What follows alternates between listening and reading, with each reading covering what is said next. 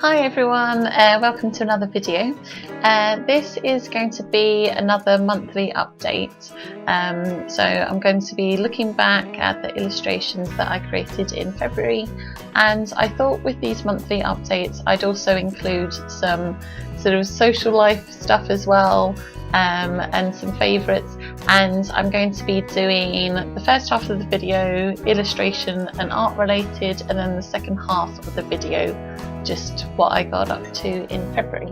And I'll leave some timestamps in the description box so you can jump around to the bits that you like. So the reason why I'm doing these videos is because I've set myself the challenge of improving my portfolio in 2019, and every month I'm working on a different project, and I'm alternating between editorial and book illustration. So I will create a playlist of these videos and I'll link it in the description box. Somehow we're in March already. It is Monday the 4th of March. Hopefully this video will go up on Wednesday. Yeah, so February was a very quick month. I was working on editorial illustrations and I picked up a couple of magazines. So I chose Psychology's magazine and also National Geographic magazine as well. I haven't really ever looked at either of these.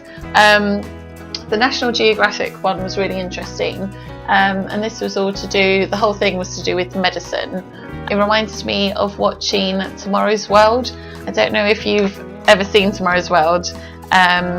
It was sort of a show to do with like technology and the science and stuff. But yeah, so I had a read through of the articles and I picked 6. To be honest, I have got 2 that I need to finish. I know we're in March, but somehow February just flew by, and if you watched my last video you'll know that in January when I worked on the Secret Garden,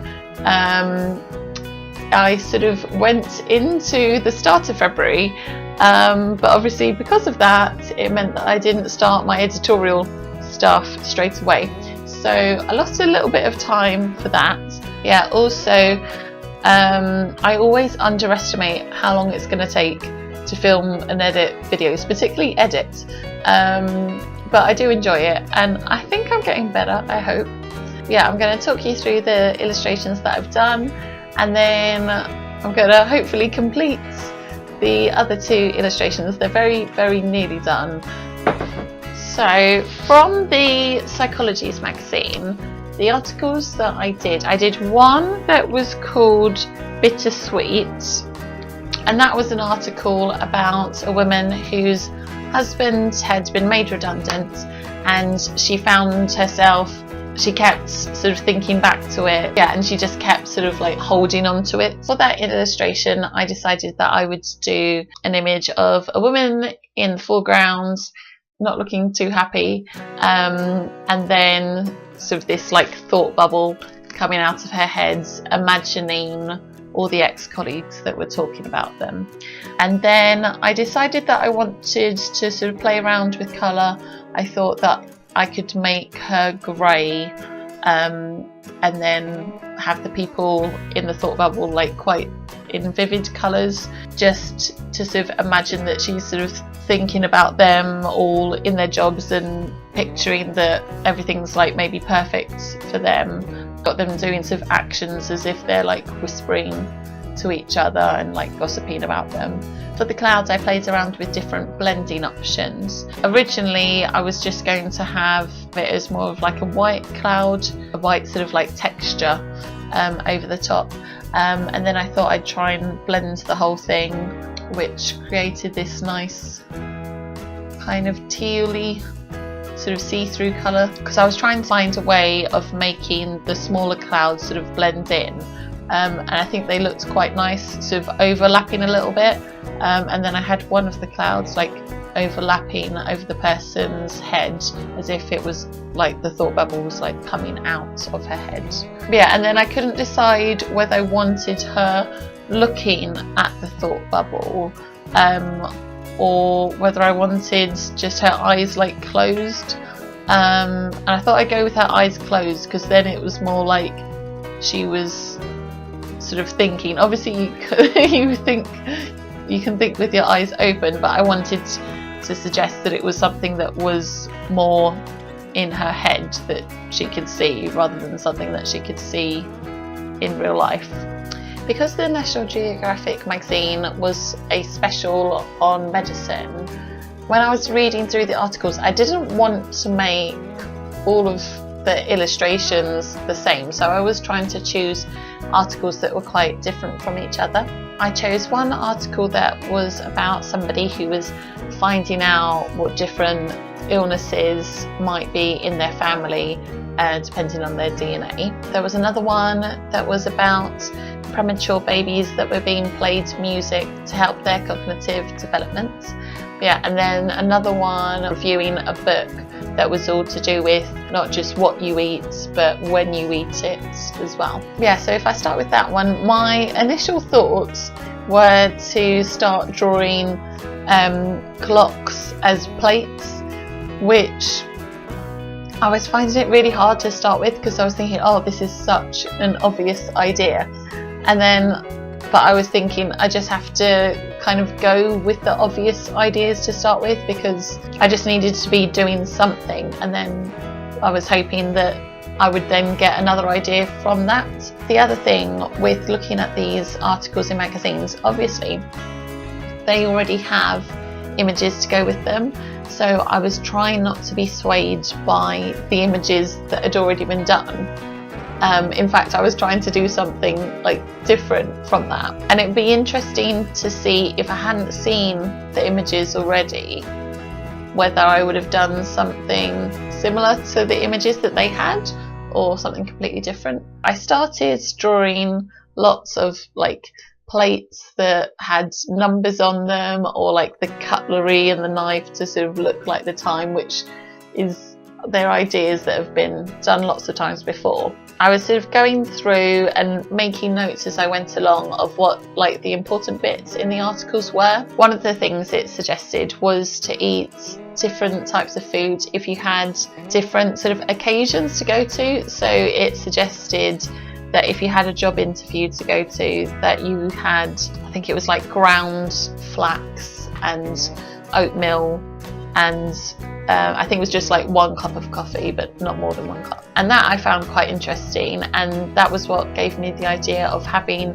sort of like a menu. So I was thinking either I could have like a specials board or do like a menu on a table, and I went with that idea because then I thought I could also have like the plate as well. I'm hoping that it gets across the article.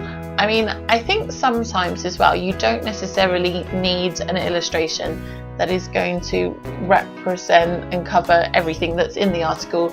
It just needs to be something that's kind of interesting that would make you want to read it. Another one from the National Geographic that I did was about finding out what's in your sort of medical future. I came up with this idea of having picture frames because it was sort of all connected to do with what your family history was and your DNA. So I thought if I have a portrait of a family together, I came up with some different sort of images that represented sort of like medical testing. I've got a microscope, test tubes, a DNA like double helix thing. So when I was happy with the composition that I'd done, I copied that onto another document and then repeated it, and then just tried changing the colours just to decide what worked best, and it was then easier to choose when they were next to each other. Yeah, and I wanted to have the red in it for like the blood test, but I didn't want to have it sort of too much red all over the place, so I just sort of picked that colour out a little bit. And then the other illustration from that magazine is one about how music can help premature babies, and I really liked the photograph that they had to go with it. Towards the start, I was having another one of those things where I was thinking, well, the best idea has already been done. I had a look at some different like sort of poses of babies. So I tried to draw a section of like an incubator. But yeah, I decided to zoom in on the babies. So originally I'd sort of drawn the whole of it, but I thought if it was zoomed in more, it just sort of made it feel a little bit warmer, just more, I don't know, more personal. I think you feel that you care for something more if it's closer to you, particularly if it's a picture of a baby.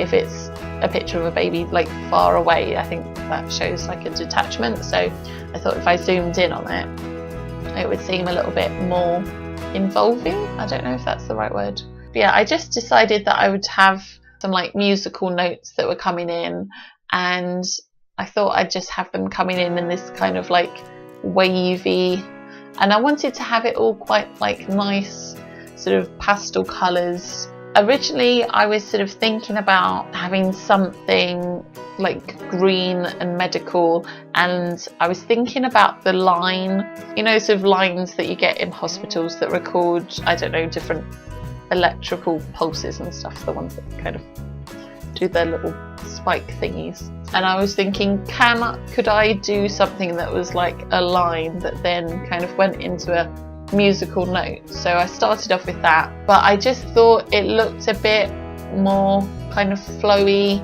and friendly, sort of having the notes kind of just all scattered about. Yeah, the one thing that I would say is that I think everything did take quite a long time to do, obviously, so I've still got 2 to finish. I think I need to find a quicker way of working when I'm doing my digital illustration, and the way I've been doing it is I've been using the pen tool, and I do really like the effect of it, and because I quite like the effect of it looking like a digital collage. If there are lots of different elements that I have to use the pen tool for, I do find that it takes a long time, and I'm missing the actual sort of drawing aspect of that. But yeah, so I think it's taking a long time, and poor Tom, I was working over this weekend just gone, and Tom was being good. He was doing some DIY stuff like stripping and sanding and painting the doors, but I do want to be able to find a quicker way of working so that I can have more free time and spend more time with him. I think what I might try for my next project, either just don't use the pen tool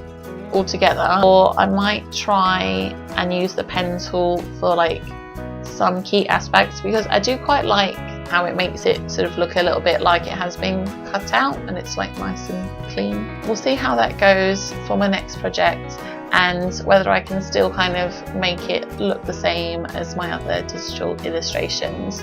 I think sometimes as well, if you're making something and you really like it and you feel like you've found something, then sometimes you feel that you don't really want to change that and you want to keep going with it, but it's just taking forever because I just end up with so many layers. Also, if you don't know in Photoshop, this tip is very useful when you've got like the selection, like the little arrow. Right click on the area that you want, and then it will come up with a little drop down list of like the different layers, which is very, very handy if you have so many different layers, because in the past I'd be like searching like, where's that layer gone? I think I've talked about all the ones that I finished.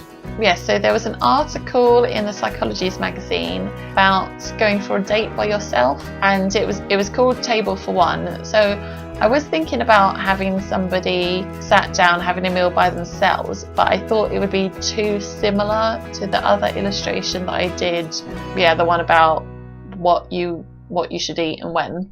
So reading through the article, it mentions going to the cinema by yourself. So I thought that would be a good opportunity to show one person by themselves looking quite content, and then all the other like couples in the background. But yeah, so this this is the illustration that was making me go slightly crazy with the pen tool, which is why possibly I haven't finished it yet, but it's nearly there. I just need to do a bit of detail with their faces and then a bit of texture as well. Also, you may notice that sometimes when I'm using the pen tool, I pick the most random colours because I think I'm just gonna like block in all these different shapes and have them as different colours so I know like what bit's what, and then I think afterwards I'll then go back and like change the colour to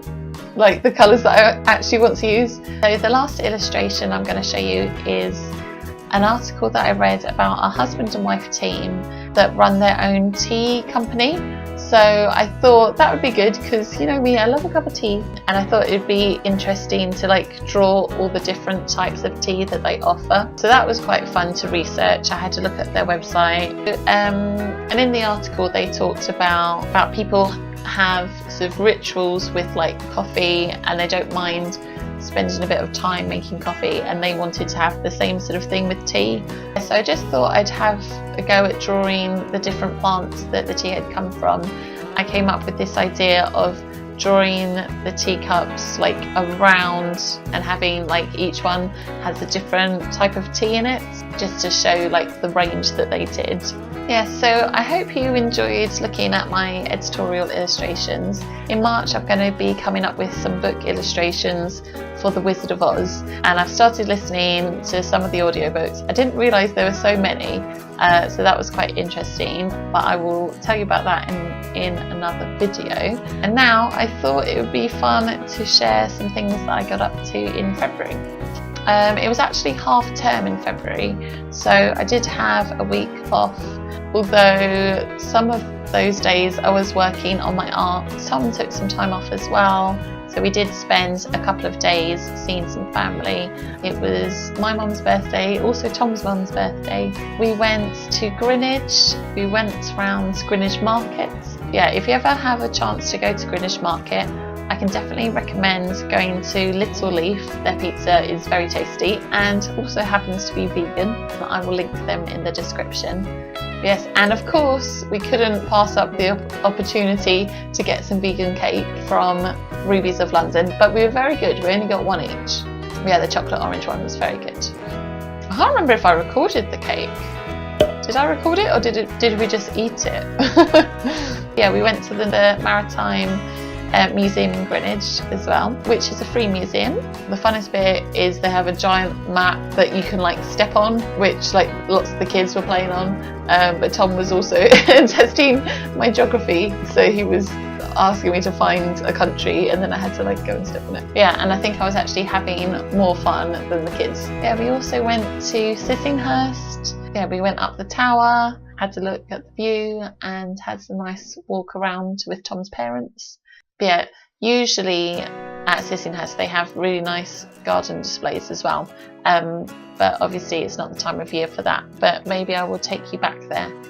We also went to Pegwellbay parkrun and we met up with some other vegan runners there. Tom at one point was on to come first because he's quite good at running, but it was our first time doing Pegwellbay parkrun, and he got to one point and just went the wrong way, so I think in the end he came about 8th. But yeah, it was really nice meeting up with other people there. I always find that parkrun is quite a social thing. Have a chat with people afterwards, and there's usually some quite cute dogs there as well. Always like making friends with the doggies. Yeah, so one of the other reasons that I might have run out of time for my challenge was because I decided that I was going to take part in March Meet the Maker, which is an Instagram challenge where there's different prompts for the month of March. So towards the end of February I was planning out a few of these, and it's just to sort of see a little bit of the behind the scenes process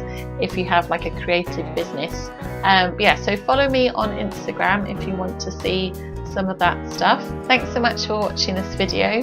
If you liked it, you might want to check out my January update where I did illustrations of the secret garden, so I will link that on the screen. I hope you're having a lovely day and I will see you in the next video. Okay, bye.